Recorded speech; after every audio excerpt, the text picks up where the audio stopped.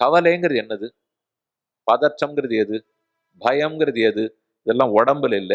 எல்லாம் மனதனுடைய வெவ்வேறு சிதறல்கள். மனம்தான் கவலைப்படும். மனத்துக்கு தான் பயம். மனத்துக்கு தான் இன்பம். மனத்துல தான் துன்பம். மனத்துல தான் பேராசை. மனத்துல தான் பொறாமை. மனத்துல தான் கஞ்சத்தனம். எல்லாமே மனத்தினுடைய வெவ்வேறு வேறுபாடு. மாறிண்டே இருக்கும். என்ன வேகமா மாறும் தெரியுமா?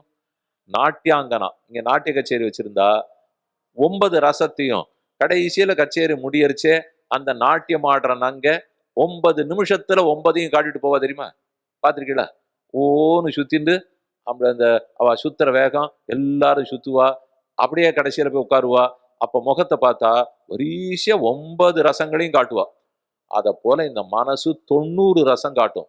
ஒத்தொத்தருடைய மனசு நிமிஷத்துக்கு நிமிஷம் காட்டும். இப்ப பயமாட்டம் இருக்கும், கவலையாட்டம் இருக்கும், பொறாமையா இருக்கும், என்னென்னமோ மாறும். இந்த மாறுதல்கள்லாம் சற்று அடங்கணும். இந்த பயம் ஏன் வருதுன்னால், இந்த ஜீவன் எப்பவுமே நன்றாக இருக்க வேண்டும் அப்படின்னு ஒரு பிரீத்தி, ஒரு அன்பு, பாசம். அன்பு, பாசம்ங்கிறது ஒரு அறிவு தான். அறிவினுடைய வெளிப்பாடு மனத்தில் இருக்கக்கூடியதுதான் அன்பும் பாசமும்.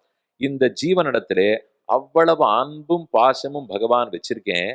நீ எப்பவுமே நல்லவனாகி என்கிட்ட வந்து சேரணும்னு தான் ஆசைப்படுறேன். அந்த பிரீத்திய உன்கிட்ட நான் வச்சிருக்கேன்னு புரிஞ்சுக்கோ அர்ஜுனா. ஏன் நமக்கெல்லாம் அது புரியலையா? கடவுள் நம்மிடத்தில் பிரீத்தியோட இருக்கிறார்னு புரிஞ்சுட்டு இருக்கமா இல்லையா?